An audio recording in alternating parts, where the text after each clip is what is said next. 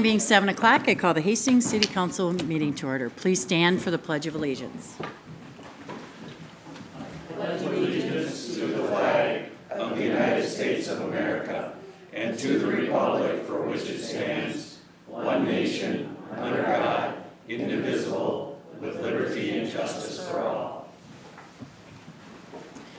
Welcome, and let the roll reflect. We do have a full council tonight.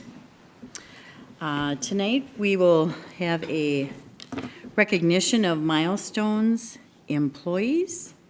And one of the highlights each year is the chance to be able to celebrate the dedication of great employees. City Administrator Dan Waticha will recognize each of these employees after I recognize his 5 years with the City of Hastings. Dan started with the City of Hastings in October of 2019 with municipal administration experiences, first in Minnesota, then after stints in Wisconsin and Michigan. He returned to Minnesota. He brought broad experience in management and planning, as well as integrity, professionalism, and attention to detail.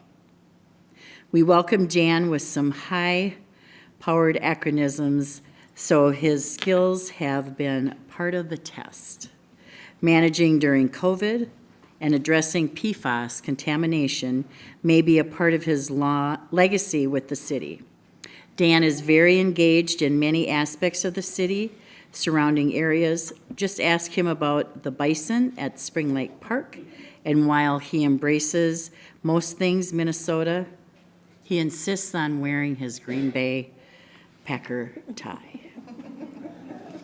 With that, I would like to give Dan a personal note of recognition, as he has really shown our council and our staff his leadership, and we wouldn't be able to do that, Dan, without your leadership and your integrity. I love seeing you in the community and volunteering, and that, I think, helps bring our city and community together as well partners too. So, thank you.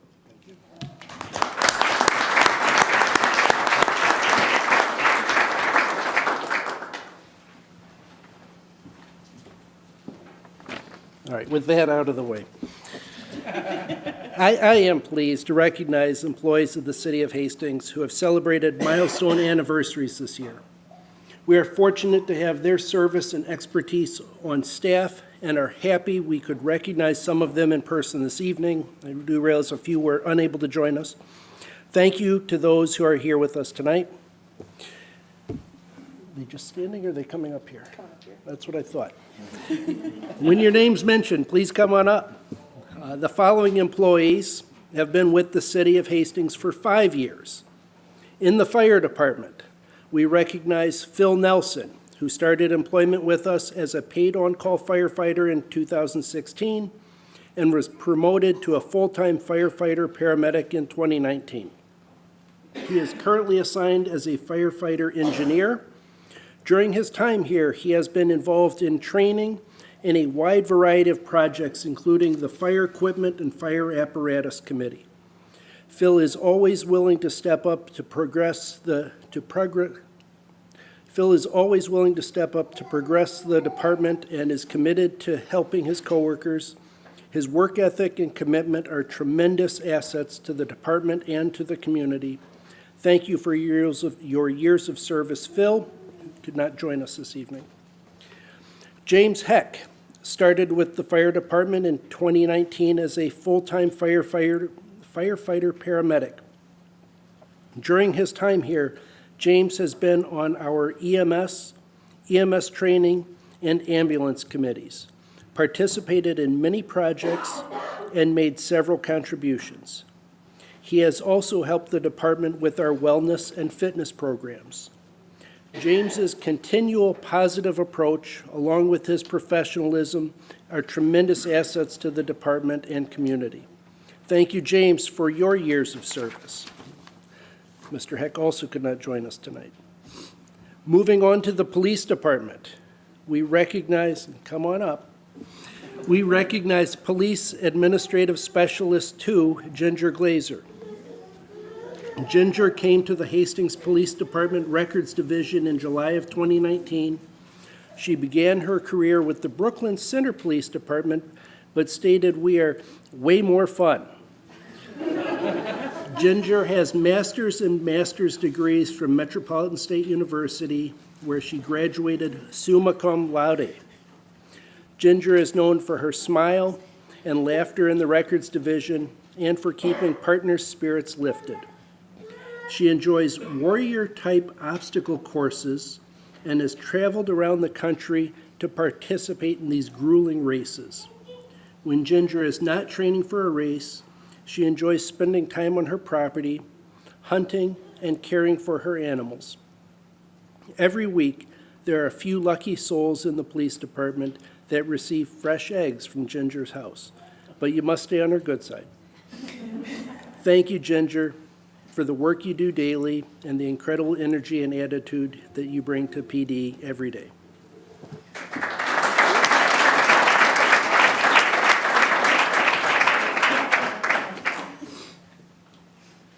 Police investigator Chad Schlichty grew up in Cottage Grove and completed his master's degree at Mankato State. Chad started his law enforcement career in Martin County as a deputy sheriff and moved to the Hastings Police Department in December 2019. Chad expressed an interest in investigations and applied to become an investigator in 2021. He received this appointment and has been the lead investigator for 2 years. The department realized a need to have a core investigator that remains in this position for a longer term, and Investigator Schlichty was chosen for this position. Chad is known around the department for handling a difficult workload and always having a smile on his face. He comes to work and begins investigating a case, often without prompting, and has never turned down a challenge. In his free time, Chad enjoys home projects and spending time with his family. Thank you for being part of the team. We appreciate all you do, Investigator Schlichty.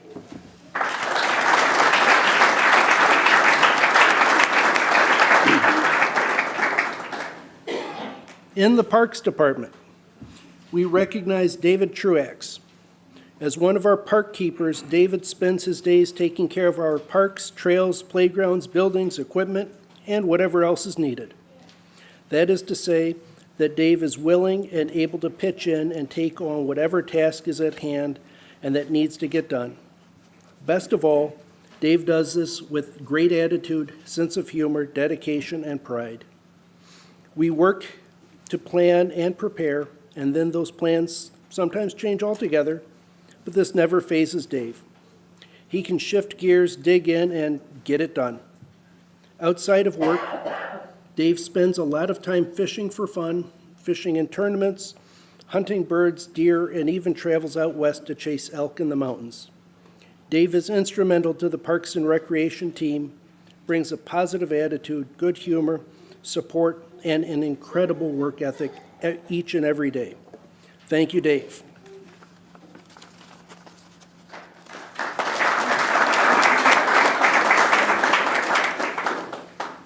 Moving on to the Public Works Department.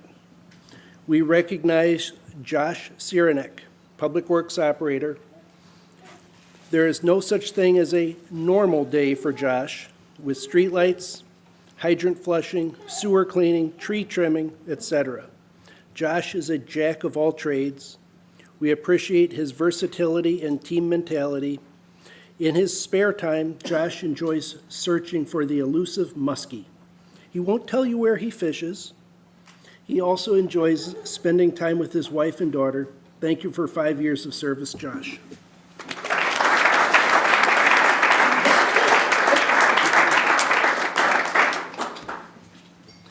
The following employees have been with the City of Hastings for 10 years. In the Police Department, we are pleased to recognize Officer Paul Young, who started with Hastings PD in March 2014. Paul previously had worked for Ely PD for a number of years, but was interested in working closer to the cities to be near family.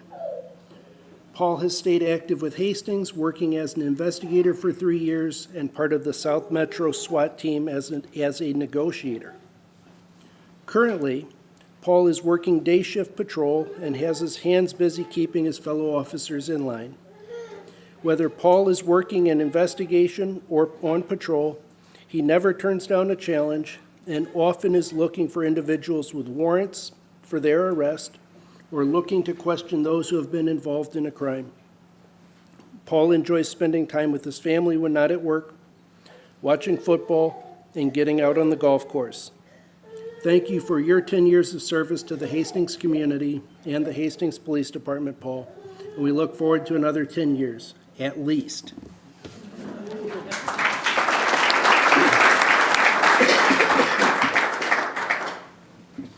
Community Engagement Officer Whitney Ranowski started her law enforcement career with the Hastings PD in March 2014.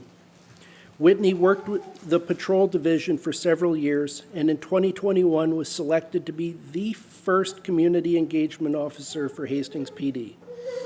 Although there was no past practice or outline for this position, Whitney immediately began meeting with members of the community and developing ideas to showcase HPD and work on homelessness and mental health issues in the city. As you can imagine, her plate is full, but she still finds the time to bring fresh ideas to the police department. Some of these ideas have included Coffee with a Cop, Shop with a Cop, Food for Kids, the Pink Patch Project, and Rec Art Police, to name a few. When Whitney is not working an event, she is generally completing site visits with our embedded social worker to assist those in need. Thank you for all you do, Whitney. Your ability to highlight and promote the great work HPD is doing every day is greatly appreciated.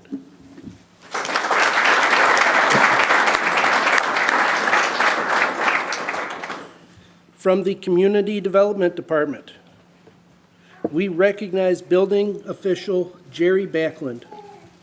Just a minute, please. I need to access my carpenter brain. If you have ever heard this statement, you know I'm referring to Jerry Backlund. One of his many quips Jerry uses to bring some sense of humor and ease the tension in a room. Jerry has been a pillar in the building safety department for 10 years now.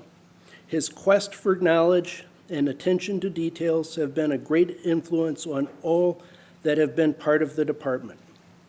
His willingness to share his experiences enlightens all those who lend an ear.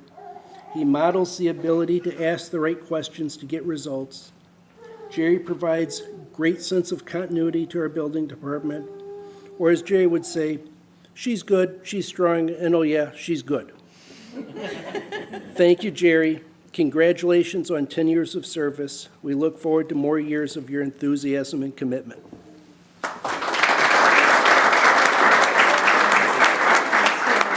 Thank you. From the Parks Department, somewhere in back maybe, or up front. I know I saw you come in. From the Parks Department, we recognize Phil Vargas for his 10 years of service in the Sports and Recreation Coordinator. Not only does Phil do a fantastic job coordinating adult softball, volleyball, bags, wiffle ball, and warming houses, he also coordinates field use with all of our local youth sports associations, which is not a small task. Similarly, Phil is highly involved in community activities like Safety Camp, Rivertown Days, and the Community Halloween Project. Phil can be counted on to lend a helping hand wherever it is needed. He always has a great attitude and works hard to ensure that the City and Parks Department offer the best possible service we can to each resident and customer. Since Phil began employment with the city, he and his wife Bernie, a local school teacher now, have welcomed 4 wonderful children into their lives. Phil enjoys all sorts of sports. He coached the freshman boys basketball team for several years and even enjoys a bit of deer hunting each year. Phil is vitally important to our Parks and Recreation team, and we are proud to have him with us. Thank you, Phil.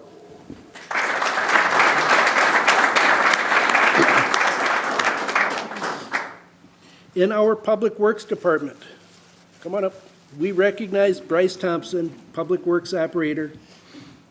He has become the go-to on everything hydro plant. We appreciate Bryce's attention to detail. In his spare time, Bryce enjoys working on his family farm, waxing his John Deere 5010, is that what you say? 5010? Tinkering with the chopper box and ordering parts for the Ford one-ton truck. Bryce always has a smile on his face and is willing to help the department. Thanks for 10 years of service, Bryce.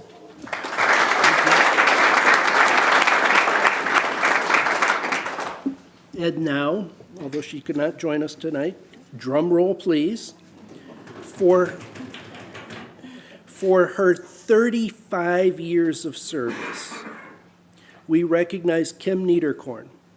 Kim is the lead accountant for the utility billing module as well as accounts receivable. As the city transitioned earlier this year from Encode to the new BS&A financial software, she was instrumental in structuring the utility billing module.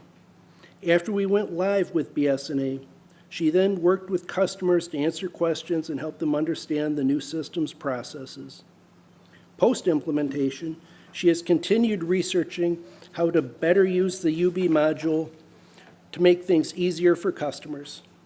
Her attention to detail greatly helped us as the city made this transition between systems. Thank you, Kim, for your hard work for all these years.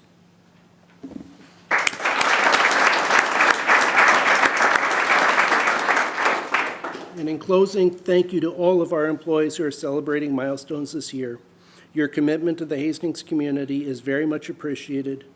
We are so glad we could celebrate you here tonight with the City Council and last week of our employee recognition event. Thank you.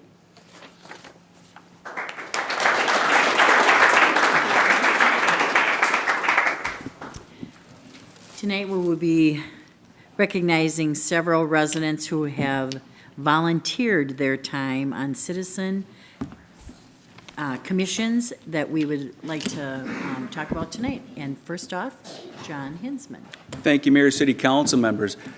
The citizen commissions that we have here in the city provide a wealth of information to the council members and to the community themselves. Now, a lot of the commissions meet in areas and kind of behind the scenes, but the work that they do is very valuable in shaping the quality of life in the programs that we provide in Hastings. So I'd like to recognize a couple of individuals that we assist their commissions with tonight. First of all is Jeannie Tribe. Jeannie, why don't you come on up here, please? We had a new commission starting up lately called the Arts and Culture Commission. With the City of Hastings and the wealth of arts and cultural facilities, we thought it would be a great idea to have a commission dedicated for that. The difficult thing about this commission was there wasn't one before, and the commissioners needed to provide a roadmap and needed to provide what it is they would be doing. And Jeannie was very good at providing information to us to direct us on the different arts and culture activities that we would be doing. She's been fostering, welcoming to the community for everyone, and invaluable to the commission. As a parent and business owner, we recognize that the time spent in these commissions can often contradict with other things. So we do really appreciate Jeannie and the time that she spent on the commission tonight. So Jeannie, thank you so much.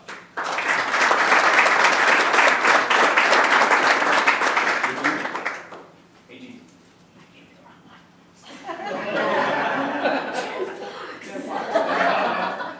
That's the next one. There we go. Jeannie, help me introduce the next commissioner we have.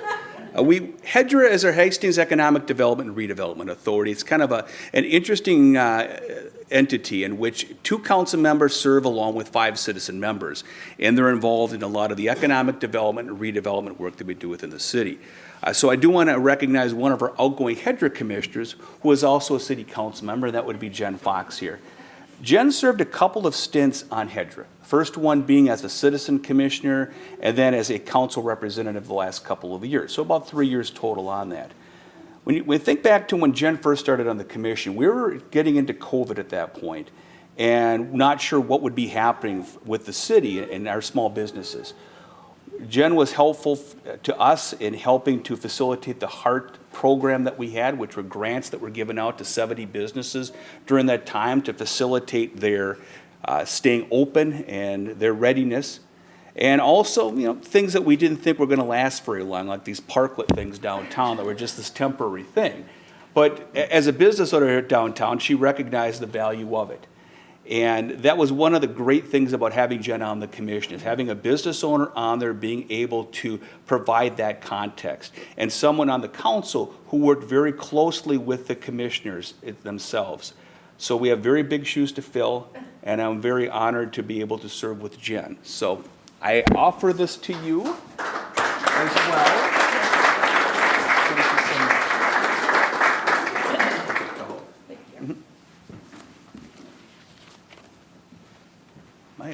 Are we doing ones that aren't here?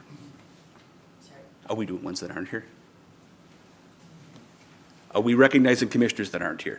Sure. Okay, well then I will say Mr. Dave Youngren, a name that's not well known in the community at all. Dave does serve on our Heritage Preservation Commission, has been in that role for 5 years, which is a great role for Dave because of all the great pictures and knowledge he has, especially around the downtown area. He was great in his recent knowledge for those things, invaluable during the design reviews. The commission and staff really appreciated his skills and willingness to photograph properties, which really is a surprise. We wish him the best in his life, in his happiness, traveling, and future historic endeavors. So thank you, Dave.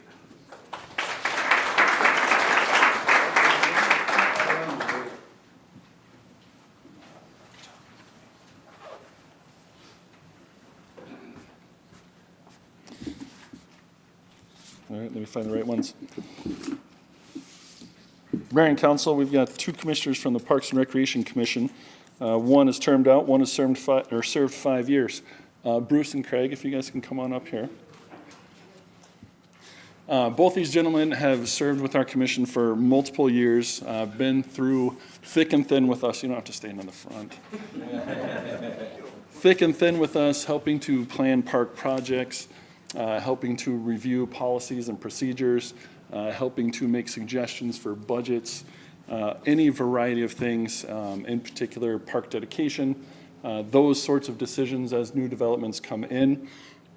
Bruce has a very strong interest in athletic facilities, in particular baseball, which has been a great insight for the Parks and Recreation Department and our partnership with them. Craig now has a great interest in pickleball, so we get a lot of pickleball information from Craig every time I see him at Dan's. So it's fantastic. Gentlemen, thank you very much. You've done a fantastic job. Appreciate your volunteerism and all the support that you've given us over the years. Thank you.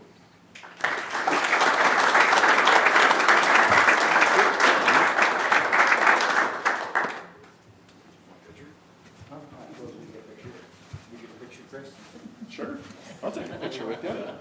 That's what you do to me. Here, Bruce, let's go right over here. I'm gonna get you back. You're making it complicated. Yeah. There, I can send it to whoever I want to. Adjournment.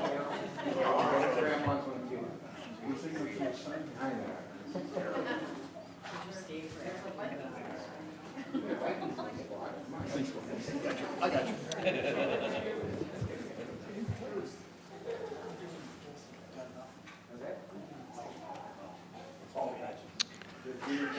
Hello, Mayor and Council.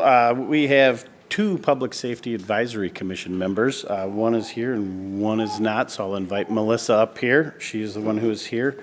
And as she walks up here, I'll talk about Steve Anderson. Steve Anderson served through most of 2024 with us and has moved on, but we thank him for his service and his dedication in the time that he did spend with us.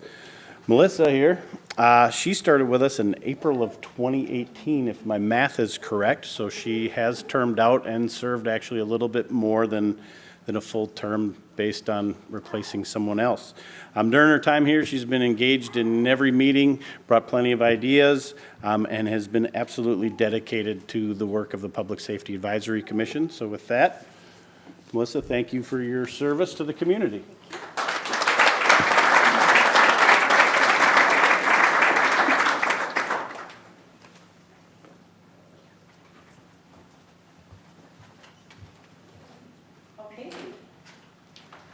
We would like to have a photo, first of all, with the 5 and 10 year, and 35 isn't here, so the milestones, and then if we could get the commissioners with the council, that would be great. It'll be fine. It'll be fine. It's Christmas.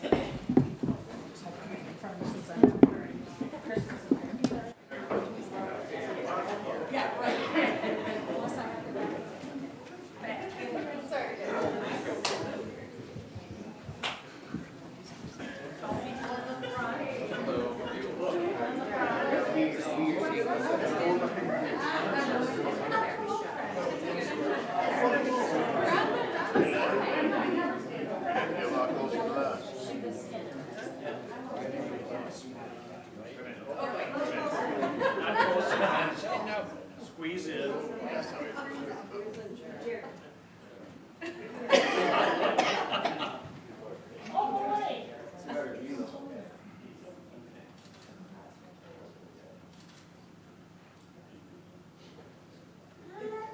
Dave, you can't post that when you're watching. Already done. That one. Okay? Okay.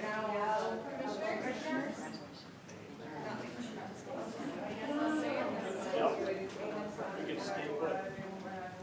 Oh, jeez, I can hide this.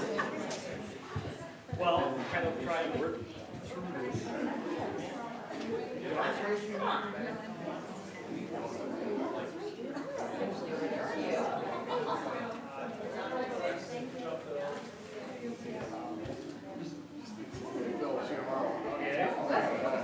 By lunch tomorrow, right?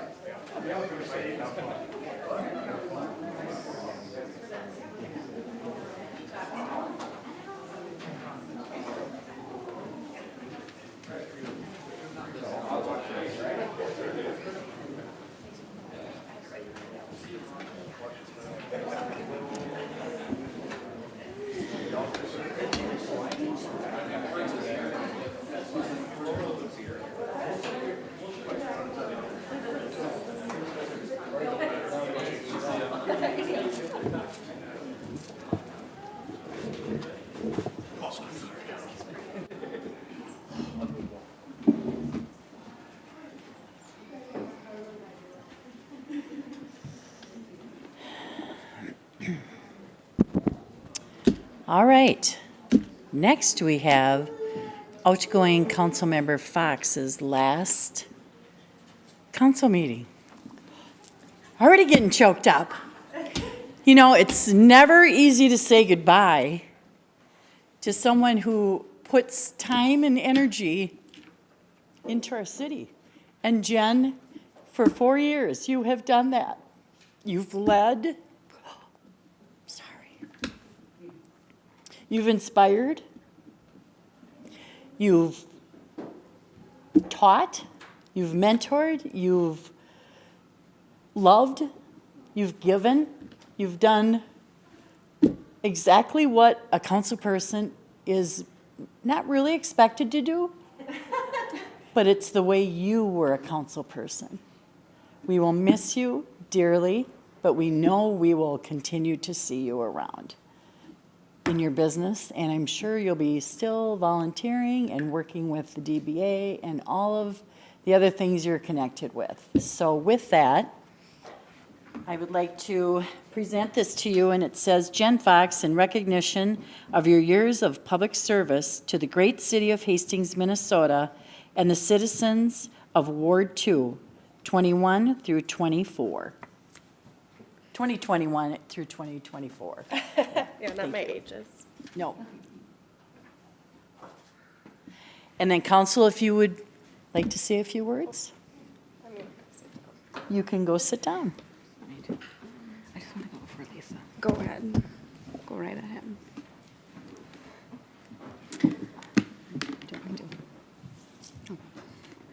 Mayor, can I say a few words? I just wanted to go before Councilmember Liefeld because she. Maybe I should go first. You should go first. Jen should go first. That makes more sense. Thank you, Your Honor and Council.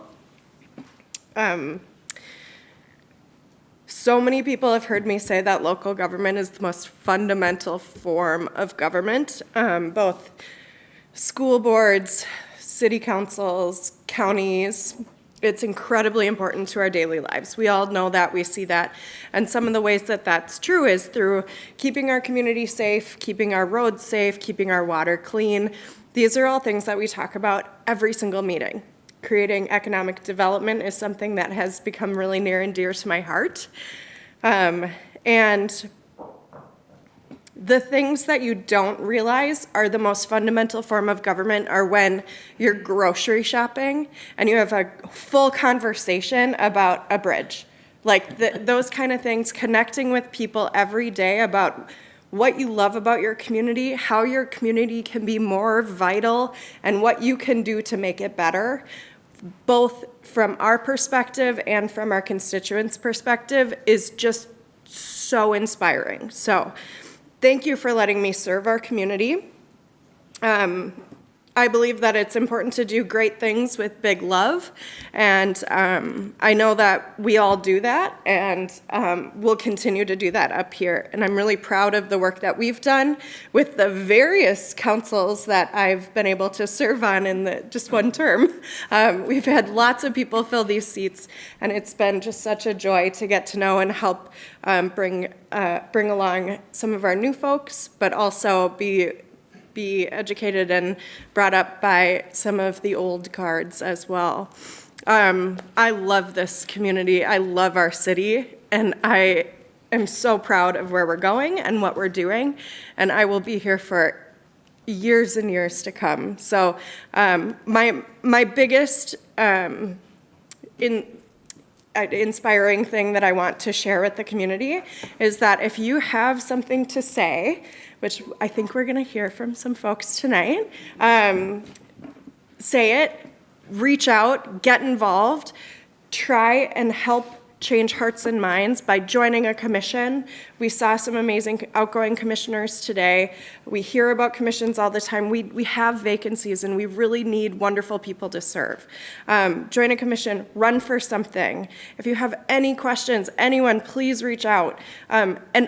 And or learn a new skill and apply for a job with our community, whether that's the county, whether that's the city, whether that's our schools. We have such incredible resources here, and I'm just very proud to have been a part of this moment of our story. So thank you, Hastings. Thanks, Jen.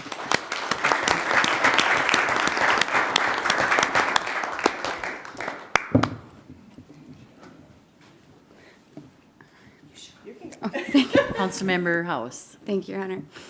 Councilmember Fox, working alongside you has been an honor. Your passion, insight, guidance, and thoughtful approach to the challenges we faced have made everyone, have made a lasting impact, not on just me, but everyone you've served. I've learned so much from your leadership and perspective, and I know our city is better because of your efforts. Thank you for your service, your friendship, and always putting the best interests of the community at the forefront. I'm going to miss you up here unconditionally. While your time in council is ending, I know your influence and contributions to our community are going to be everlasting. Thank you. Thank you, Councilmember House. Councilmember Verichoff. I actually got up to get us all tissues, but I didn't have them in my purse because it's just that kind of night. And I wrote down all of my thoughts and everything that I wanted to say to Councilmember Fox, and promptly left it on my kitchen island. I don't think that I could put it in a better way than you did, and a better way that Councilmember House did as well. The fact that that your last meeting is tonight, and that it seems like our theme is one of public service and giving to our community, I think is incredibly fitting. Your passion, your dedication is incredibly inspiring. I am forever grateful that our paths crossed in this way. I know that we will see you, like the mayor said, in many different capacities around the city. And as sad as I am to not have you sitting beside me on this dais going forward, there's a teeny tiny little part of me that's happy because I can now wear my jean jackets and my black glasses to meetings again, which I've always worn my whole life. And then when I started on city council, I was like, oh, she wears that. And that'll look really weird if we're both sitting together wearing that. Thank you for your leadership. Thank you for always being willing to talk things through and to problem solve. And thank you for being a champion for your community. I heard you speak once, months and months ago, and you said something along the lines of, we stand on the shoulders of giants, and I very much feel like that with you, that the way that you have served your community and the way that you have demonstrated being such a shining example to young women in our community is just absolutely incredible, and I'm just so thankful for you, Jen. Thank you. Can I give you a hug? Okay. Can I give you a gift too? No. Okay. Thank you, Councilmember Verichoff. Councilmember Liefeld. Thanks, Your Honor. So I'm not going to cry because I'm not one of those kind of people. You know, Councilmember Fox, you, when talking, you mentioned to the community and to other people to get involved, right? If you've got something to say or you've got an idea, get involved. And we know how this works, right? Some people show up and some people don't, right? And people show up for different reasons. Some people show up when they've got an agenda, or they've got an axe to grind, or something isn't going right. And then there's other people like you, Councilmember Fox. It's your passion for our community that caused you to show up, right? It's what many of us, I think right now, all of us are sitting here right now, it was the passion for the community. And in your words exactly, it's that big love. And I think that's obvious and evident in all of the things that you do on council. Knock it off. Stop crying. And I've been doing this now this is my second term, I'm just finishing, and I still continue to say, and I have recent talks with the mayor and our city administrator, that I just really feel like I'm figuring stuff out, right? It's been 8 years, and I feel like I'm really just starting to figure stuff out, and you were a huge part of that for me. I've said it before, I've never been a government employee. I'm not a poly major, a government major, nothing. So you have been so beneficial to me, and you're going to continue to do so. I don't know if you know that, but, got you on speed dial. And I just want to thank you personally, not just for what you've done for our community, but the help you've provided me and growing to understand more about what it is I'm supposed to be doing here. And I love you very much, cousin, and I'll be seeing you around. So thank you so much. And you know what? Thank you to your spouse for sharing you with us. Chris, you are awesome. And thank you seriously for sharing her with us. Late night emails, late night text messages, whatever it is. And, it definitely takes a village. So thanks, Jen. Thank you, Councilmember Liefeld. Councilmember Lawrence. Just want to follow up. Just want to thank you as well. I know it's been short timer, but in my time, like Councilmember Liefeld said, I am not a politician. And you've taught me so much in the last year that it's helped me find my voice, so I appreciate that, and the passion that you have. I just hope that I can do that as well and show that how much I love this community and want to help everyone here within the community, so I thank you for that. Thank you, Councilmember Lawrence. And Councilmember Pemble. Thank you. Jen, Councilmember Fox, it's been a pleasure serving with you the time that I've been up here.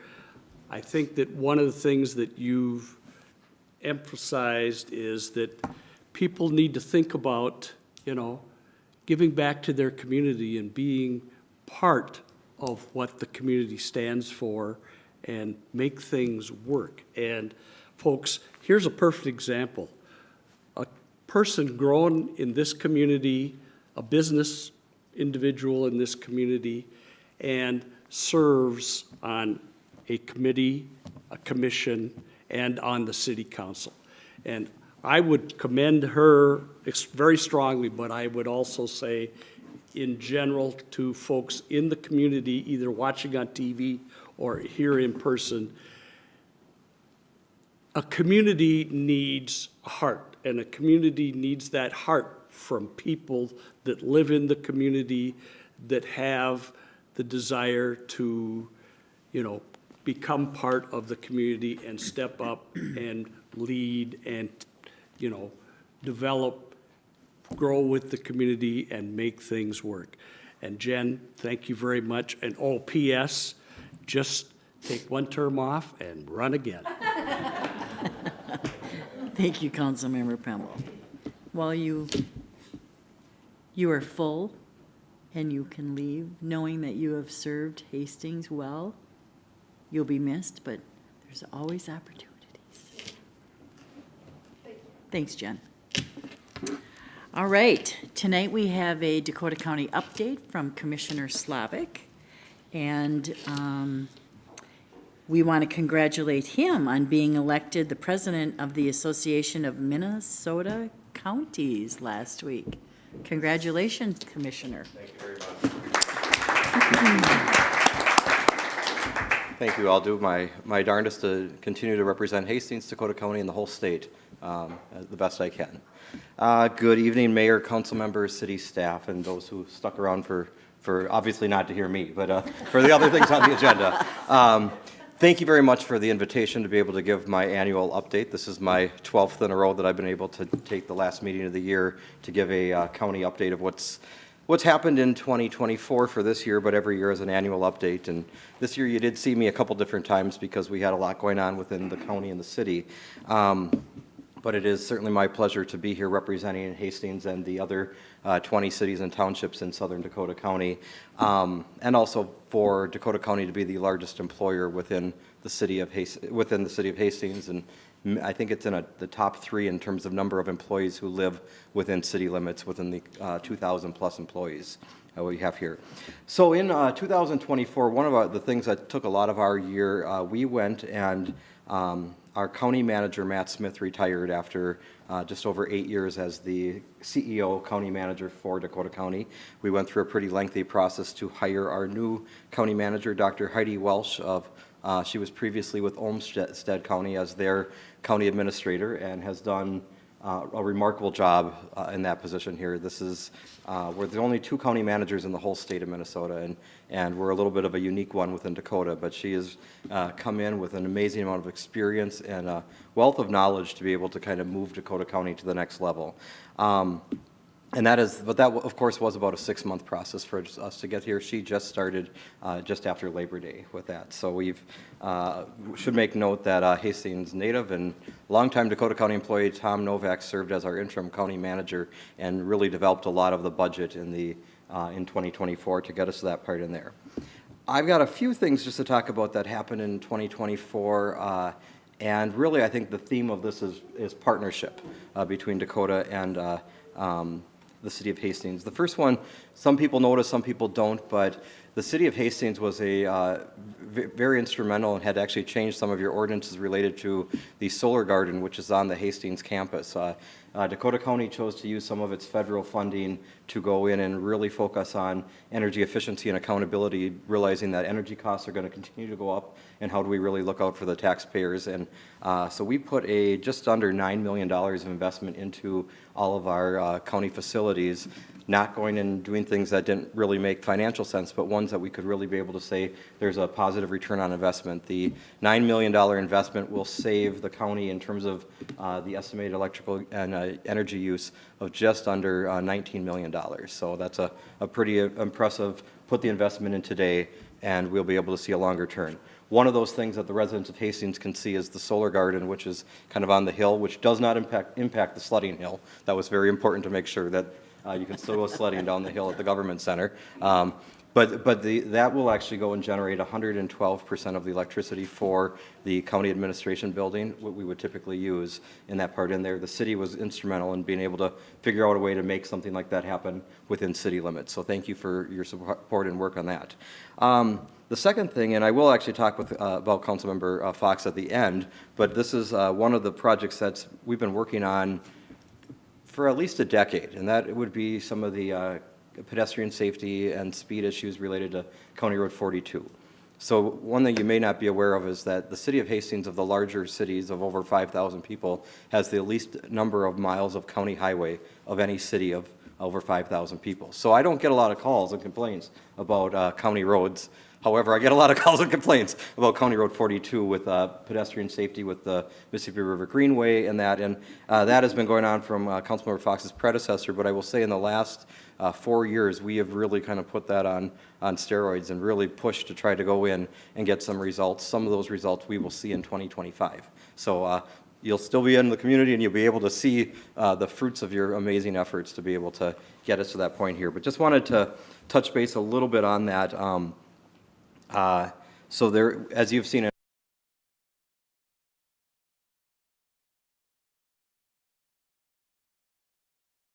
through there, but the big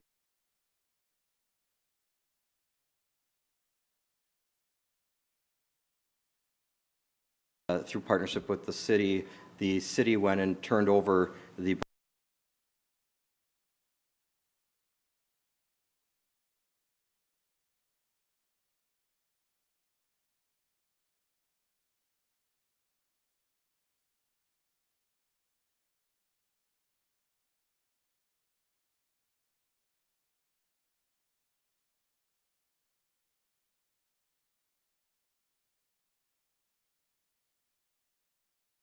in the Bluff Overlook area there, as well as some of the natural resource restoration that will be paid for by the county on that part in there, and then also will be parts of the safety improvements included in that. So all in, you're talking about a $2 million county investment into those aspects there. And a lot of that, as I said, would not be done without the partnership of the city, without the Ward 2 and at-large council members showing up to those meetings and listening to the residents. That played a major role with that.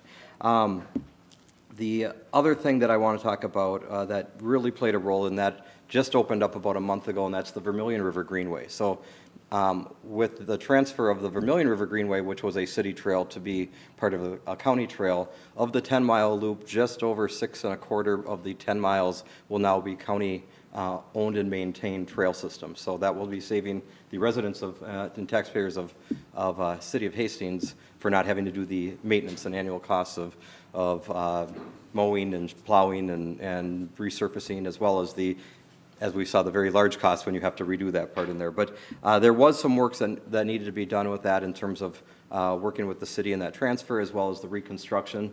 That reconstruction, I don't know if you've been on it yet, but I'm mostly excited that there's actually signs that tell you where you're going, and, because the wayfinding signs, you get on a trail and you didn't exactly know where you're going in the City of Hastings, and that was a great partnership with Chris Jenkins, the park system here, so we appreciate that part in there. That was a $2.2 million county investment as we're trying to build out our 200-mile county greenway system, and just by chance, Hastings gets to be one of those first parts in there because you already had made the investment as a city to go into this part in here, that it was allowing to go in and bring them up to county standards and get that done. So that is that is that part in there. Long term, there is a plan to extend the Vermilion River Greenway actually all the way into the city of Vermilion, but within city limits in here, we have been working to basically go from Pleasant to General Sieben through some of the county land and some of the design of 46.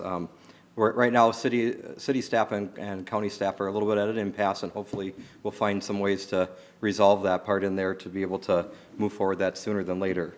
But that is where we're at on that part. There are just some investments within our greenway system on here. The next two things that I wanted just to make note of here, and that is on your consent agenda, we have the embedded social workers. So those who may not be aware of this, one of the things that is unique to Dakota County is we have gone in and made an investment to cover 100% of the cost to put a social worker embedded within our police departments. We know that so many of our calls that happen in our police departments are not what you exactly would think they would be, and they have mental health issues, and they have so many parts in there where you don't need to just send a social worker, the stereotype that says that, but you sometimes need to have them as partners within the law enforcement on how you've done that. We started a pilot in South St. Paul, West St. Paul, and we are now implementing that throughout all of the police departments there at a county cost, which is it is becoming pretty common to have embedded social workers within police departments. It is not common. In fact, we are the only county that is paying for it, because we see the investment that if we do this at this first approach here, we actually will save taxpayer money within social services in the long run. So thank you for being part of that. Thank you for hopefully passing that on your consent agenda.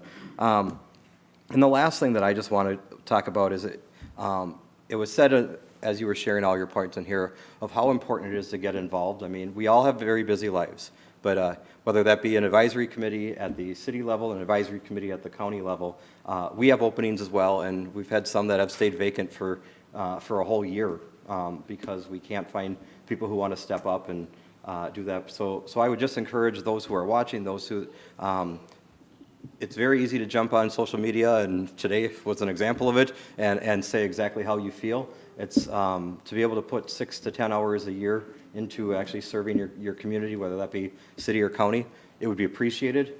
I will tell you, as an elected official representing Hastings for the last 18 years, and those who are up there in the dais, that they value the input of the citizens to go and be able to drive that, and I really hope that you'll sign up for city ones or county ones for that fact, because we all are trying to fill and get that feedback on there. The last thing that I have for all of you is just thank you for another year of representing all of you on the county board. Next year in 2025 will be a busy year. I'll be the incoming chair of the county board, and look for more partnerships that we will be continuing to do as we did this year with some of our legislative conversations, and the county board supporting the city's initiatives up at the Capitol for PFAS and dollars that go towards that. Just as we did last year, we know that we'll be at the Capitol with you with that next year as well. And lastly, I just want to thank Councilmember Fox as well for our work together. We've got to serve on the 911 board for these 4 years, and I've known you since you were in elementary school, and I wasn't much far beyond that, but just thank you for what you've done for the community up to this point. We know it's not your last hurrah, and you'll continue to do great things for Hastings, and wish you and your family well, and wish that to all of you and city staff, and finally, congratulations to all of the anniversaries of the employees. So thank you, and with that, I'm open if there's any questions you may have. Thank you, Commissioner. Council, any comments, questions? Well, we do appreciate our partnerships, and we can do better together, you know, as a county and a city. So thanks for all you do for us, and looking forward to another great year. Thank you very much, Mayor and Council. Thanks, Mike. Yes. Okay, we have approval of minutes. Council, are there any corrections to the December 2nd workshop or regular meeting? All right. Comments from the audience. At this time, we will hear comments from the audience, and they may be through Zoom or no one on Zoom. Okay. If you would like to speak to the council at this time, please step to the podium, state your name and your address, and we will keep your comments to 2 minutes, please. Mayor, can I just have a point of information? Just, thank you so much. Councilmember Verichoff, yes. Appreciate that. Thank you, Mayor. I just wanted to remind folks that, first of all, your voices are so important. We're so grateful when folks from the community come out and address us during this time.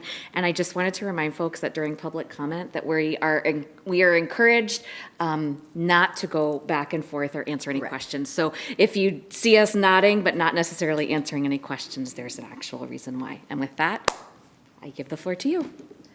Hi, my name is Megan Majeski. I live at 202 4th Street East in Hastings, Minnesota.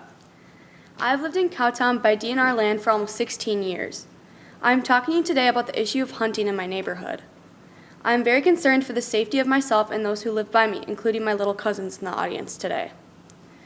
For as long as I can remember, we kids were told not to go outside or even walk down our road during certain seasons unless we were wearing orange in fear for our safety. There have been instances where I am told I can't even go on my private property for fear of stray bullets or arrows.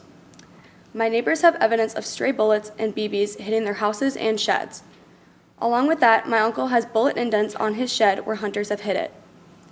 Not only is the stray bullets a problem, but it's the hunters themselves. For instance, I had a recent encounter with a hunter while driving home with my dad. This hunter was aiming his gun towards our private property. My dad slowed his car to tell him he could not be shooting on private property. This man flipped my dad off and started open firing on our land. This left me frightened for me and my dad's safety. This is Hastings, Minnesota. We should not have to fear about our loved ones being caught in the crossfire of a stray bullet or cussed out by strangers. I am up here today in the protection of my cousins. Our neighborhood is not going to stay silent while the threat lingers over us that one of the kids will be struck by a bullet. We are asking for change before someone gets injured or killed over this careless neglect of safety. Thank you for your time. Thank you very much. Anyone else wish to speak to the council at this time? I'll let you finish it. Pete Lakes, 3000 East 4th Street, Hastings, part of the, what we call the compound down there, okay?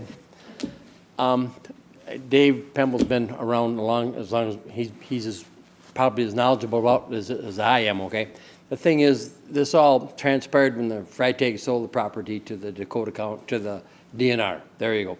So, and the thing is, there's two sets of rules that are running that eastern part of your city of Hastings. You have the aquatic zone down there, which is the north side of the 4th Street, which basically you can't hunt in there, okay? But about a month ago, a guy walked out of there carrying like a 303, whatever. He was dragging a deer out of the aquatic zone. Called the DNR. They never came down. They never questioned it. My sons, they're both sitting here. We're out and about. They're out and about. We're all avid hunters, and we know kind of what the rules are. The state, the DNR runs the aquatic zone. The city of Hastings runs Bullfrog Pond and the Sand Coulee. You have two sets of rules here that are, they're not overlapping, but they're colliding because, like she just said, she's out on the road walking and she gets accosted by somebody that knows nothing about the territory down there. They know nothing about it. Come tell, what are you doing on the road? No, what are you doing hunting on my land? This is my dad's land. Well, those kinds of things. And then the other side of the coin is, and we've researched this greatly in the last month or last year, whatever. This is the property that we own down there, the Lakes own. At Corey's property, it's 100 feet from his house, maybe, to his fuel tank, 150 propane tank. You can shoot right there at the 100. You go to Tim has to go 500 feet behind his house to shoot in Ravenna Township. Once again, you got two different rules, two different things, and it's on page 9 of the book. Right, Tim? Page 10. It's the established line tells you it's 100 feet at Corey. Yeah, you can shoot in the woods there, but you got to walk 500 feet. You got to be beyond 500 feet to shoot at Corey. And Majeski's land is all their land is in the city limits. And yet we have hunters down there. And it's not just bow and arrows anymore, and it's not just shotguns.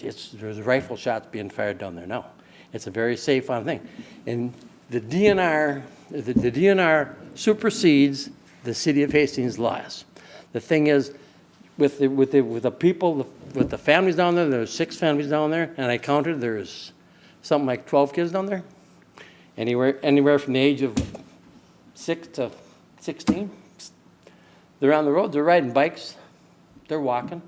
They're out enjoying nature. They're on their own land. And if they would want to walk into the aquatic zone or the DNR, whatever, you can do that. But you can't go in there during hunting season. And to call the police will say you have to call the DNR. You call the DNR. They say you've got to call the police. We have to have some type of movement within the city because somebody's going to get hurt down there, big time. When Corey. He's probably already, I know he's presented the city with pictures of his side of his house. That's been like that for the last 15 years. It's all peppered with BBs. And Joey Majeski just built a new shed down there, $150,000 shed, and the north side of his building is all peppered with BBs. And you call the city, got to call the DNR, call the city. We have to make a correlation here, and I don't know what it's going to be, what it's going to take to make. If somebody's going to get hurt, big time down there. Thank you for your time. Thank you, Pete.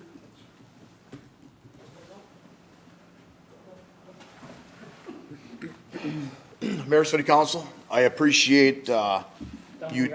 I'm Corey Likes. I'm sorry. Live at 2900 East 4th Street. My dad had just talked prior to me talking. What he's referring to is my most northern side of my property runs adjacent to the state property. Roughly 100 feet away, yes, there is my propane tank. There is a state line. In past years, there's pictures. I know somebody has them. There's bullet holes in the side of my house. I didn't do it. The people that recklessly hunt next to my house do that.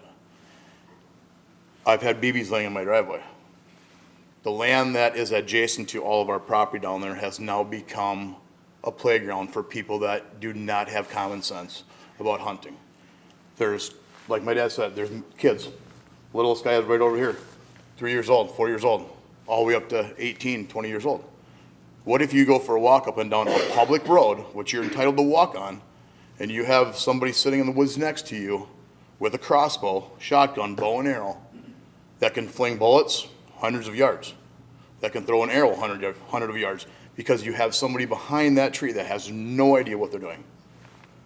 You read the rules and the regs that the Minnesota DNR puts out. As hunters, we follow them. But when the land is not being policed, because I understand that the DNR has one gentleman, Steve, great guy, I've met him a handful of times. He understands where we come from. The police chief, have talked to him numerous times too. Great, he's helped us with a lot of stuff.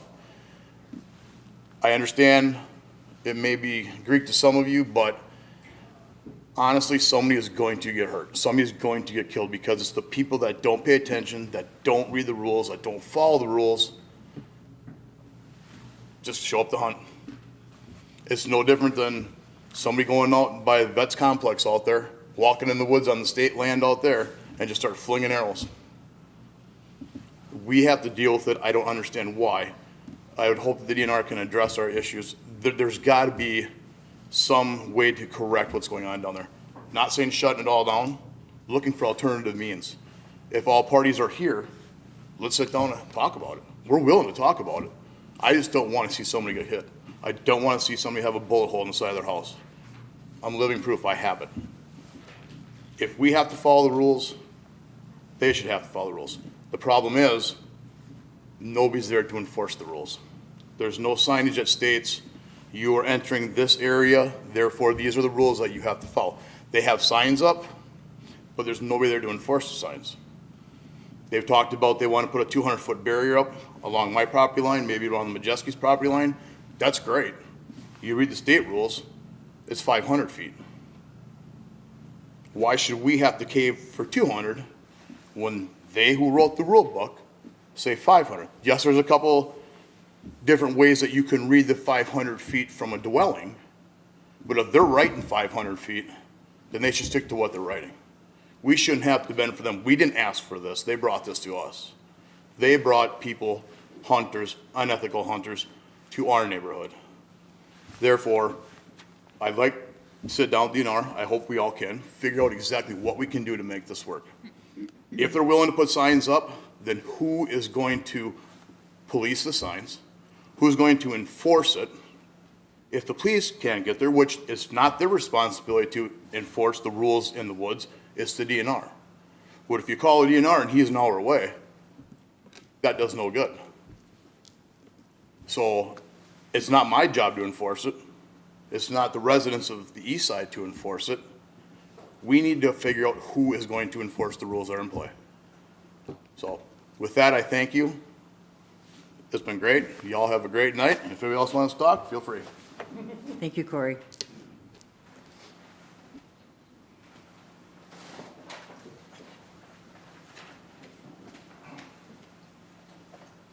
My name is Bruce Lapine. I own land adjacent to Majeski's. Neighbors of the likes. I agree with most of what they're saying. Clarification would be wonderful. Don't ever want to see anybody get hurt. Enforcement is definitely the key. We don't have it down there. Hastings is a huge hunting community. Most of our people were congratulated for their years of service, and a lot of their bios were about hunting.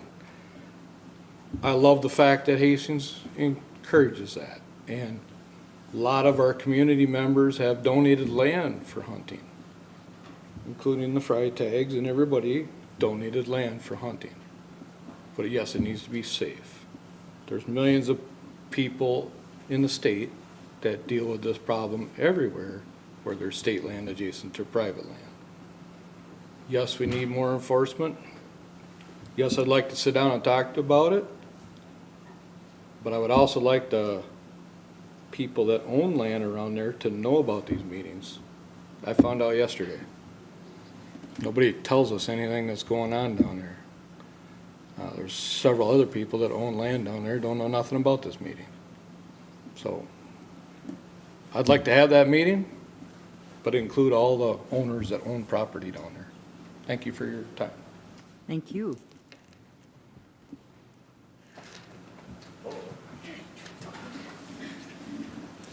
Just for a point of clarification, when the Freitag sold the land to the DNR, it sold for $775,000. It was 360 acres. So, Mr. Lapine, the Freitag, he didn't donate it. The DNR, they bought it, okay? The best part of it is, at the time they bought the land down there, it was only valued at $300 an acre, because we own 150 acres of swampland in Urbana Township. That's what it was rated at. The same land that Freitag had was $300 an acre. The same 150 acres. Now it's up to $3,000 an acre. So when the DNR bought the Freitag property for $775,000, they paid almost 300 times more than what it was worth. Thank you, Pete, for that clarification. Anyone else wish to speak to the council at this time? Okay.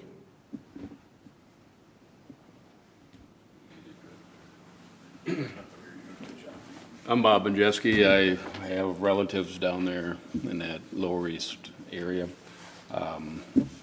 Giving up the Vikings game here a little bit, and Bob, will you please state your address? my address is 1800 Brittany Road, Robert Majeski. So, and those are my kids, grandkids and stuff. So anyway, it's also my 46th anniversary today too, so this meeting is important.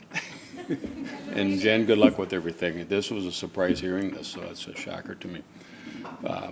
But I love these people. I love my kids. That's why I'm here. I think people got to get together and discuss issues. What can be done? A lot of smart people have good ideas. I think some of the trouble down there is people can't even see the houses in some areas. When the foliage gets thick, you can get distorted where you actually are, and a bird flies up. He doesn't know what's between his gun and the houses sometimes. Or there's just a lot of bad hunters out there. You never know. I did see ones when I witnessed my son's shed getting peppered by some BBs, and we went inside the shed, of course, so we wouldn't get hit. I'm thinking, what are these little kids going to do when they're outside playing? You know. And so we contacted the police department. The police came down right away, and we told them where it was from. Of course, you can't see anything. And they said, well, we can't go in there. We're not dressed with red and to go looking for people in that area. So they found a car and, you know, gave them some numbers and stuff to call so they could discuss the situation. Well, how many people are going to respond to that? So there's nothing much they could do more than that. So appreciate them coming down there, though. So if you've ever been down there, they have been doing some work on trying to get rid of buckthorn, treatments, billy goats, whatever they are. They've cleared out some spots there. Is that a possibility for there too, so people can see, you know, the road better without being disoriented where they are?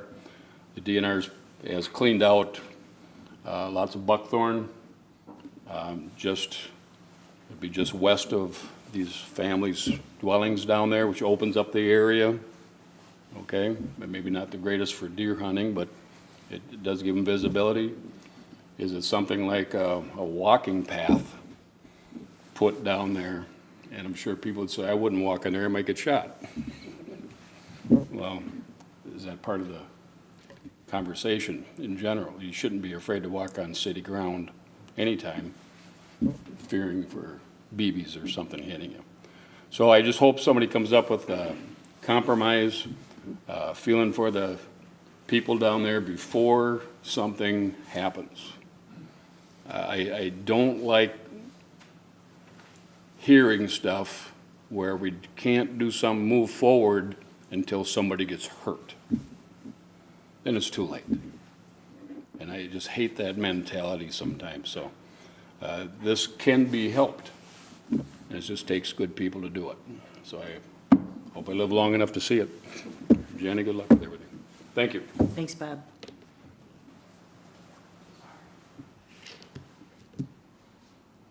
Last call to speak to the council at this time. Okay, council, any items to be considered? Mayor? Oh, Councilmember. I have a question, kind of a point of clarification question. So this isn't a public hearing. It's not. It was,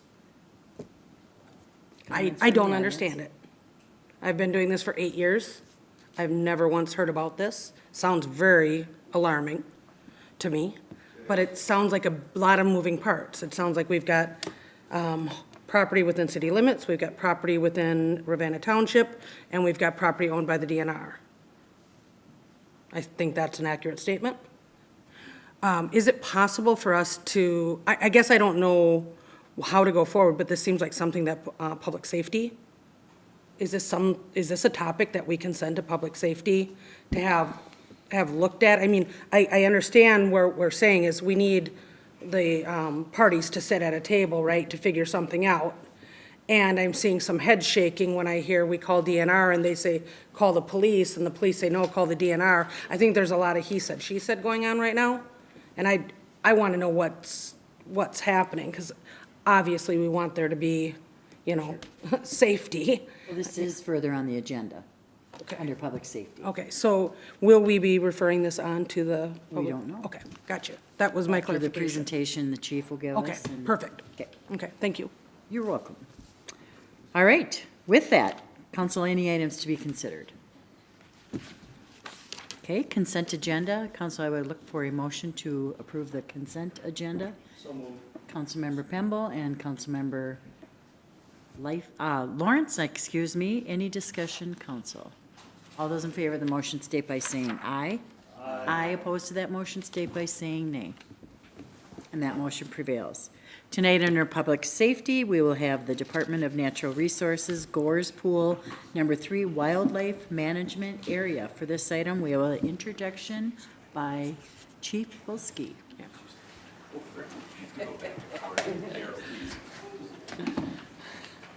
Thank you, John. Mayor, city council members, city leaders, thank you for this opportunity. Welcome, Chief. Thank you. So I'm going to welcome Wildlife Supervisor Tim Ferris to also come up here. So Tim, if you could come up here. I want to thank Tim for being here today. Obviously, this is a hot topic and duly deserves some conversation. Conservation Officer Steve Chahak was going to be with us. He could not make it tonight, unfortunately. So he apologizes for his absence. So I do have a PowerPoint presentation for you. Before we get going, I will say that I've been the chief for about 2.5 years, and we've been talking about this for about 2.5 years. And so with that said, I feel like we're having some movement. The DNR has been very good to work with this year. We've been talking about signage down in that area. Signage has improved in that area. Maybe not to some of the residents' liking, maybe something we can discuss in the future. I will also say that Steve has been great to work with. The communication that I have given to the officers last year and this year is respond to incidents during hunting season and outside of hunting season in that area. If you have questions, call the conservation officer. I will say that Department of Natural Resources law enforcement is different than what we're used to. The laws are different. They're sometimes very confusing. I've spent a lot of time researching Gores Pool just because of confusion on my part. I don't hunt that area, so I did not know what the rules are. So with that said, we'll start here. A little bit of history. So Gores Pool number 3, Memorandum of Understanding between the DNR and the City of Hastings happened in 2008. So we are bound by that MOU. That is a 25-year agreement. So just the fact that the DNR is here today to entertain a conversation about this goes a long ways in my mind. There was conversation in that MOU of a 200-foot buffer zone, and the decision was made that that would be enacted for a special controlled hunt. A special controlled hunt is when you have an abundance of, for example, deer in that area, and they offer that specialized hunt. In the history of this hunting property, the DNR has never enacted a special controlled hunt in that area, just for reference. There were 2 addresses that were included in that original MOU. One address is 1621 4th Street, and the other address is 2900 4th Street, east. Both of those are east. I included another address at 2925 4th Street East. This address, this property was built in 2018, so 10 years after the MOU, but it is in close proximity to that hunting land. I mentioned the DNR has had no special controlled hunts to date. There is a safety need outlined in the MOU. If we're going to request a buffer, you have to demonstrate a safety need for those properties affected. When I say those properties affected, I'm talking about the two properties at 1621 4th Street and 2900 4th Street. We had some members mention that they did not know about this meeting because I did not reach out to them because they were not identified in the MOU or they do not have property that butts up to this hunting land. They might have property, they don't have residence, I should clarify. They might own property but not residence. So Gores Pool number 3, just so you understand some of the terminology, there are an AMA, which is an aquatics management area in that space. There's no hunting allowed there. In fact, there is no hunting in the city of Hastings jurisdiction except for this DNR land in Gores Pool number 3. And that hunting is allowed because of that memorandum of understanding. We have a wildlife management area and then a special restrictions wildlife management area. In the city of Hastings jurisdiction, that is a special restrictions wildlife management area. So when we talk about that, this property was purchased with tax dollars under that wildlife management area agreement. The DNR has also recently bought additional land in that area, and they bought it with those tax dollar funds. That's why it's identified as WMA special restrictions. And if I get wrong here at all, if I get off track or anything, Tim, you can bonk me in the head and put me back on track. Special restrictions, what that means in the city limits is that hunters can shoot with triple BB or smaller shotgun rounds. Triple BB is a heavier load for larger game like wild turkey, for example. It's not double-aught buck, it's not slug. Slug is a single projectile out of a shotgun that you would use for deer hunting. That is not allowed in that hunting area. And then archery for deer. So archery is allowed in the special restriction WMA area. I mentioned DNR just recently purchased some additional land. So if we go to the next slide, you see that blue checkered area, that's AMA, that's aquatics management area. There's no hunting allowed in that area. Does hunting happen? Yeah, we get calls from time to time. Do we attempt to locate? We do attempt if we get a call. Is it a hard area to traverse? It absolutely is. So sometimes we get lucky, sometimes we don't. There was a reference about someone's structure that was hit. I did review that report. We did respond. We did locate 2 hunters. They seemed knowledgeable about the hunting laws. We could not show that they were responsible. There were reports that there were some other hunters in the area and we did not locate them. And I believe the conservation officer is also aware of that incident because we conferred with him. Now we have in the yellow portion WMA special restrictions area. That is within the city of Hastings, and that is triple BB or smaller or archery can be used in that area. There is, I don't know if I can highlight, I can. This area right here, Tim, I believe is new acquired land that the DNR has purchased, and that is designated WMA special restrictions hunting area. This area that you see highlighted here, that is the city of Hastings boundary. And then beyond that, you have WMA. In the WMA, you don't have those special restrictions. If we go to the next slide, I've identified the 3 properties. The 2 properties that were named in the MOU is the 1621 4th Street East and 2900 4th Street East. I've included 2925 4th Street East because this is a property that is in close proximity to the WMA, but it's construction that occurred 10 years afterwards. I have talked to that homeowner. I've talked to the homeowner at 2900 4th Street and 1621 4th Street. And real quick, I'm going to go through some of the conversation pieces that I had with them so you have some context of their concerns. 2900 reports of damage to siding due to shotgun ammo hitting house. You can see some pictures there. There's some BBs that are embedded in the siding. And this is cement here that received some damage from a shotgun, would be my guess. They would appreciate a 200-foot buffer into the WMA to help protect for safety concerns. When we talk about 1621 4th Street East, the reports of arrows being located on the property. Reports of BBs heard striking the home. No reported damage from that, and we haven't received any reports from this property. But in conversations, this is what I was informed. They also had some males exit and shoot some turkeys on their property. And please remember, some of these things are out of our control. That's when we need to be contacted.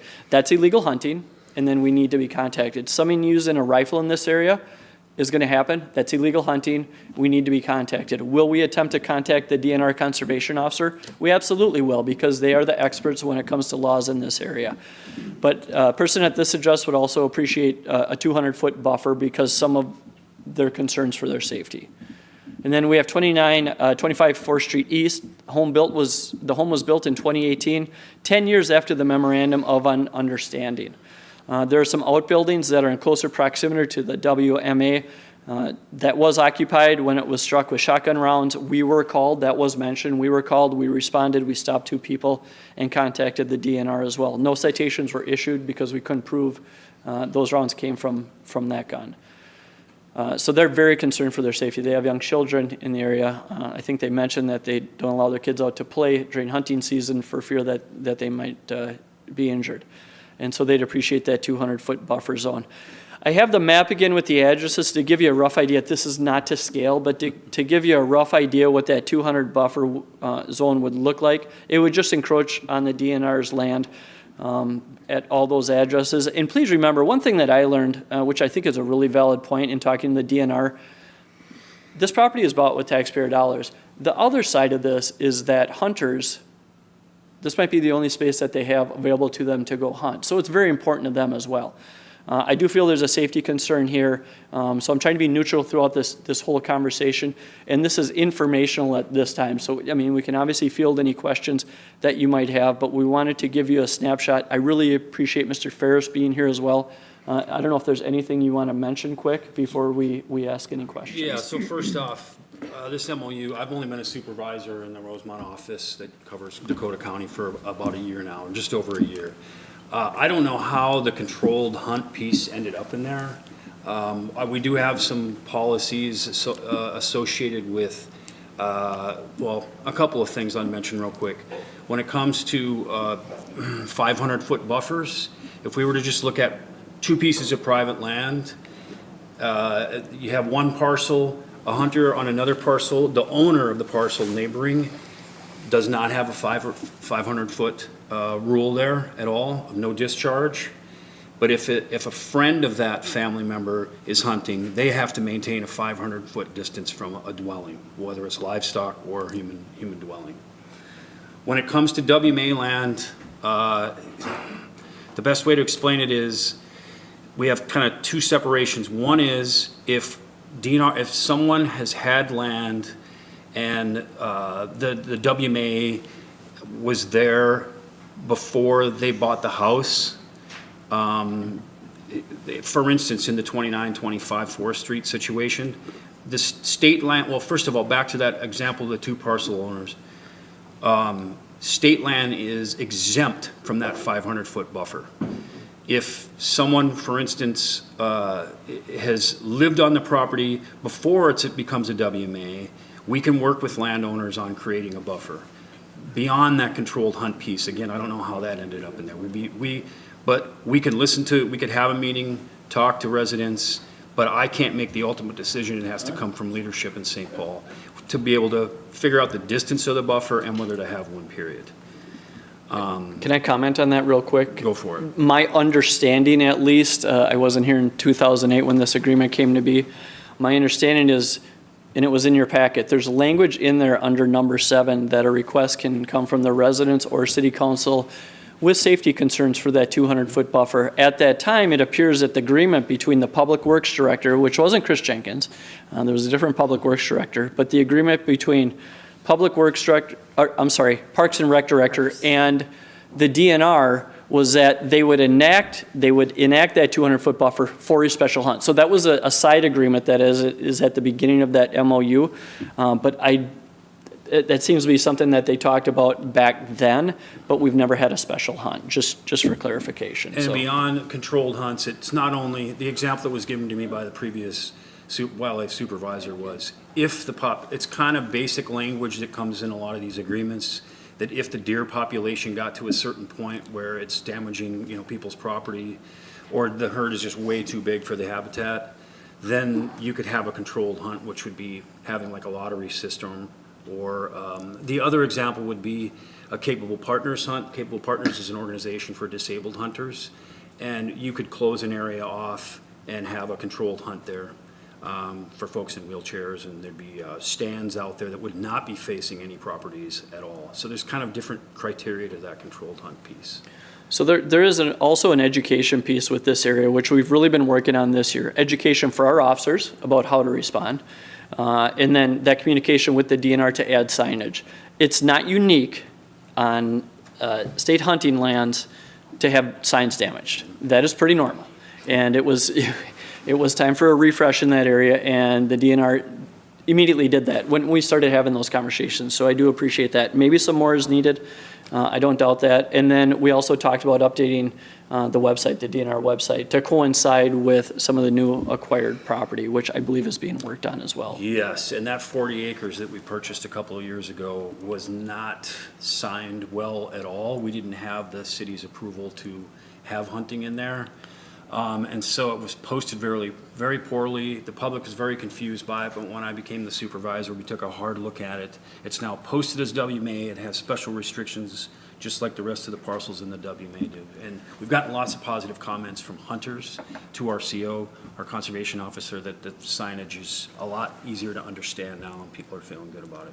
One thing to also include is that there are a lot of applications out there people can get for their phones that identify ownership of lands and hunting lands. They're not always accurate. Onyx is one of them, for example. So people, might have goodwill in looking at this application. It might not be correct as to what they're actually hunting. So I don't know that we can do anything about that. I just wanted that for reference. Some people are trying to abide by the law, and they're just stumbling onto private property. So with that said, unless you have anything else. One other thing I want to bring up is I was telling you, if there's a WMA that exists there and a landowner is there, that we can put a buffer around it. But for someone who moves in after it's already become a WMA, basically we don't have to do anything. But I would be willing to bring whatever ideas you folks have to my upper echelon and talk to them about your concerns or their concerns. Yeah, and I just want to reiterate, this is a 25-year agreement that was enacted in 2008, a memorandum of understanding. We can't go back and say there's no hunting on this land anymore. That 25-year agreement has to run its course. We can request this through the DNR right now. That might be adding to that MOU, yes. Maybe including that address, including this buffer, if we get to that point. So we can field any questions now. This might be a conversation for a future city council meeting when people have a chance to digest it. But with that said, if you have any questions for Mr. Ferris or me, we can field those now. Thank you. Council? I do have a question, Chief. So you said the apps. I'm not a hunter, so I don't understand it all, but I kind of understand it. And you said one isn't really a good one, if you will? Well, I'm not identifying which apps are good and which ones are bad, but they're taking public information that they're finding on the web, and then they're creating these apps. So it depends what kind of bad information in is bad information out. So on these hunting apps, it'll pinpoint where you are at, and it'll identify what land that is. Sometimes it's accurate, sometimes it isn't. Sometimes it'll have correct DNR information on there on what is allowable and what isn't. Sometimes that information's incorrect. So I just wanted that for reference to let you know that we have talked to some hunters that think they're using the right hunting gear, but they're not, because the app is wrong that they're looking at. So we really encourage people to go to the website or get the DNR hunting regulations and look at them, because they can be confusing based on locations that you're going to. But we can't actually direct them which one is, okay. Council?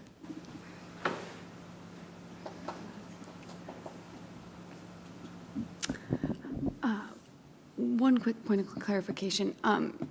Is there a specific website that they could go to look to see this information that you guys have by chance available? You know, when my research, I just type in Gores Pool number 3, but you can just go to Minnesota DNR. Yep. And that information is there, and it's also in paper form as well. Thank you, Councilmember House. Councilmember Fox? Thank you, Your Honor, and thank you, Chief, for this great presentation. Thank you, Mr. Ferris, for being with us tonight and sharing some more information, but also being willing to connect in the future. I think that is what our appetite is looking like. And I know, similar to Councilmember Liefeld, actually, I was at a meeting in Dan's office about a month ago, and I was like, oh, what's this map? And it was about this issue, and I get similarly, being in Ward 2, I had never had this issue brought up to me. So besides just tooling around in Cowtown when I was a kid, I noticed some dings on some signs. But other than that, I had no idea of the gravity of it. So thank you all for speaking. Very impressed. Thank you for being here, Maggie. And I wonder, Dan or Your Honor, do you think it would be wise for us to refer this to PSAC for a conversation between multiple parties in the near future? I would think that would be appropriate. Dan? It's certainly an option. I would point out that PSAC is already dealing with 2 different topics to research and propose ordinances, and they're probably booked up till April. There's Just certainly plenty of knowing time that, that's why I before wanted next your fall's perspective. hunting season, but I don't know what kind of time frame they would need, additional input from residents, if there's some request to the DNR, how much time they need. So it just, PSAC might work, but I don't know what that looks like for a long-term schedule, if there's thoughts that there's desire for a change here. Okay. Thank you. I wanted your perspective because I do know that PSAC is very busy right now. So I want to, with honoring the gravity and the seriousness of this conversation, I wanted to make sure we're approaching it from the correct standpoint. I'll rest for now. Thank you, Councilmember Fox. Councilmember Pemble. Gentlemen, thank you for the information. I guess I'm of an age that I used to hunt down there when the Freitags owned the property. And it was very enjoying. But the point I like to say is the folks that I think that are coming down there to hunt now aren't the locals that are been traditional hunters in that area.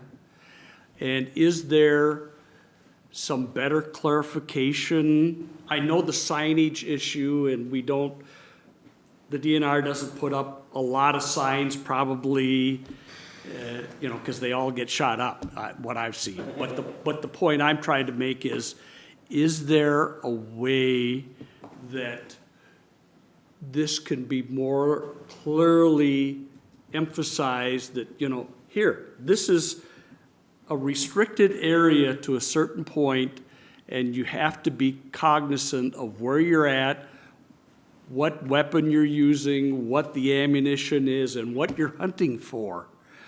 It's very distressing when you hear from residents that people have come out of there and they've got a high-powered rifle and they're dragging out some nice deer. It's like, what's going on? This is not what should be happening in our community. But I do believe, and I think it should be a situation where we move it over to PSAC and let that transition through, moving towards a request for a buffer zone, at least in the 2 areas that you've indicated tonight, and that maybe we can work in the other somehow, but we need to move forward with this because there is a very large safety concern for the neighbors in the area, and it needs to be addressed. Thank you. Thank you, Councilmember. Councilmember, if I could comment on that real quick. We're always going to get those reports of people that are using the wrong types of weapons because they're not paying attention to the laws, whether intentional or not intentional. I'd like to think most hunters want to abide by the law. I will say that we had a number of complaints leading up to deer hunting season. Like I mentioned, when I worked with Mr. Ferris and they went down and added signage down there, I feel like that greatly assisted during the deer hunting season. In fact, I don't think we had one issue down there that I heard about. Now, some of the residents down there might disagree with that, but I would check reports every day, and we didn't get any reports. So signage is very important for that area, so people can abide by the law. And then we deal with those that are not abiding by the law as those reports come in. Can you move back a couple slides? Sure.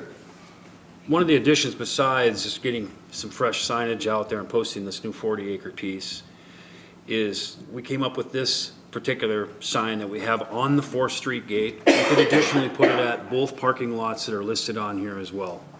They're laminated. People shoot them. They probably, we make sure that they're posted on a regular basis. It's also on our website, and it's also in the regs, but in the regs, there's no graphical piece to it. It's just a description, which gets really confusing to people. Thank you. Councilmember Lawrence? First of all, I just want to thank you guys for speaking. I know it's kind of a big deal, and being a hunter myself, usually the hunters who follow the rules, they police themselves 90% of the time. It's that 10% that we always have to worry about.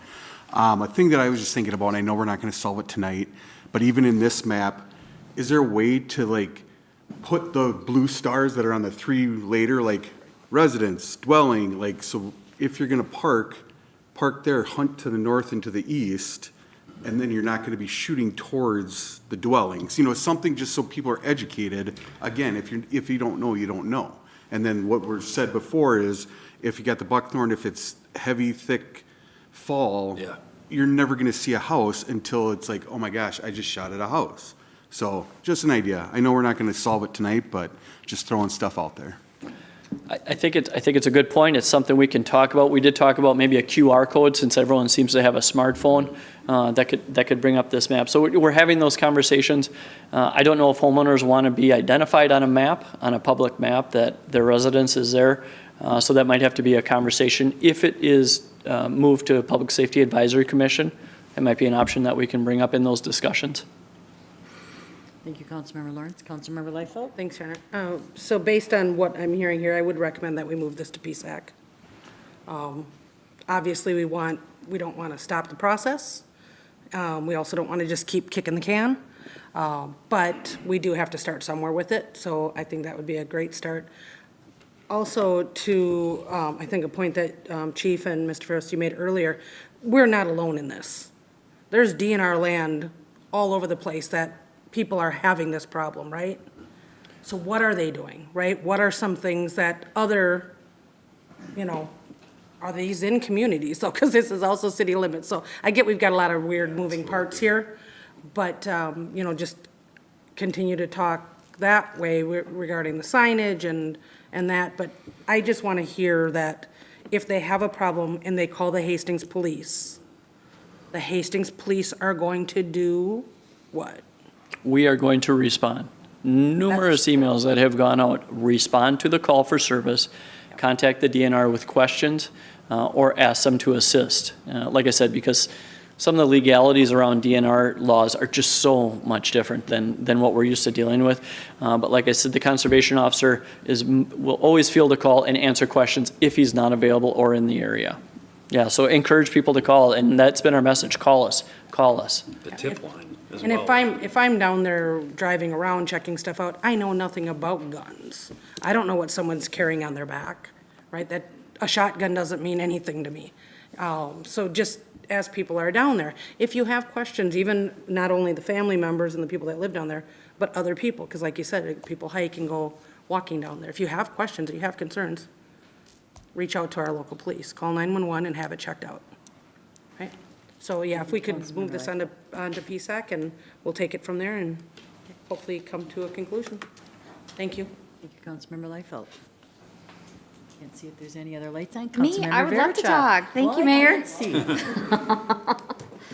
Thank you. Thank you to council members for your support of this issue tonight. Thank you, Chief. Thank you for being here. But most of all, thank you to the folks that came out from the community and talked about this. I think probably everybody in this room knows that these are my neighbors. And so when they are talking about not feeling safe, taking a walk, it is literally me and my little black and white dog that you guys probably pass driving by a couple times a day. And I don't let myself or my husband or my daughter go out without wearing blaze orange or some neon pink. So this is an issue that is near and dear to my heart. The map that we're showing here is just a couple houses down from me as well. So I deeply, deeply understand the gravitude of this situation. I am thankful for all of the voices and the input here today. I also support and do appreciate Councilmember Liefeld's move this to PSAC. I would also, though, if at all possible, for the city to help. Some of the concerns that I heard from my neighbors tonight as well is that needs to be well publicized. We need to make sure that our community can come out, be a part of that meeting. I heard a lot of great brainstorming and a lot of really good, strong ideas here that it sounds like the DNR might be very willing to work with us on. And so I'd want to make sure that those get recorded as we work to problem solve. And then finally, I'm just pleased as punch, which I don't think you'd probably hear somebody say when you're talking about hunting scares and that kind of thing. But the fact that this is exactly how it's supposed to work, guys, right? The community says, hey, this isn't okay. We got to stand up and do something about that. The police chief says, you know what? Let me talk to my officers. Let me talk to the community. You come to a city council meeting, you get everybody here involved and up to speed with what's going on. And this is how we make change, by caring about our community, standing up, coming together, doing the right thing. I'm so thankful to this body for this time tonight as well. And with that, Mayor, I would second Councilmember Liefeld's motion to move this to PSAC. Okay, thank you. Thank you. Thank you, Council, for all the input. Thank you both, Chief and Mr. Ferris, for being here. Again, thanks Likes and Majeskis and the neighborhood for stepping up and coming in. We have been listening to your concerns, and we're finally getting things done, so thank you. Council, any announcements? Oh, there was a motion. Okay. First and second motion. Any other discussion, Council? Okay. All those in favor of the motion state by saying aye. Aye. Aye. Opposed to that motion state by saying nay. Okay, that motion prevails. Now, Council, any announcements? I have a couple. Visit this year's Hastings Holiday Lights map on the city website to take a tour of homes and businesses with outdoor lights and decorations. City offices will be closed Wednesday, December 25th in recognition of Christmas, and on Wednesday, January 1st in recognition of New Year's Day. Ever want to ice fish but don't have the equipment or know how? Join us from 9 to noon at Lake Rebecca Park on Sunday, January 4th. No license is needed under our DNT waiver for this event. Registration is required. Explore the outdoors on a free guided snowshoe hike through the floodplain forest and prairie lands with a park naturalist at JC Park on Sunday, January 5th. Snowshoes and instructions provided. Registration required. Recycle your old lights with the Hastings Holiday Lights Drop-Off Collection. Residents can drop off their unwanted light strands at the Joint Maintenance Facility at 920 10th Street West during the holiday season from November 15th to January 31st. Tuesday, December 17th, the Heritage Preservation Commission meeting has been canceled. Wednesday, December 18th, Parks and Recreation Commission meeting has been canceled. Thursday, December 19th at 6:30 p.m., there's a Public Safety Advisory Commission meeting. Monday, December 23rd, the Planning Commission meeting has been canceled. And Monday, January 6th, 2025, 5:30, we have a City Council workshop with legal refresher from City Council 101, and 7 p.m. regular City Council meeting. With that, I would wish everyone a Happy New Year and a Merry Christmas, and I would ask the council for a motion to adjourn. Councilmember Fox and Councilmember Leifeld. No discussion. All those in favor of the motion, state by saying aye. Aye. Opposed to that motion, state by saying nay.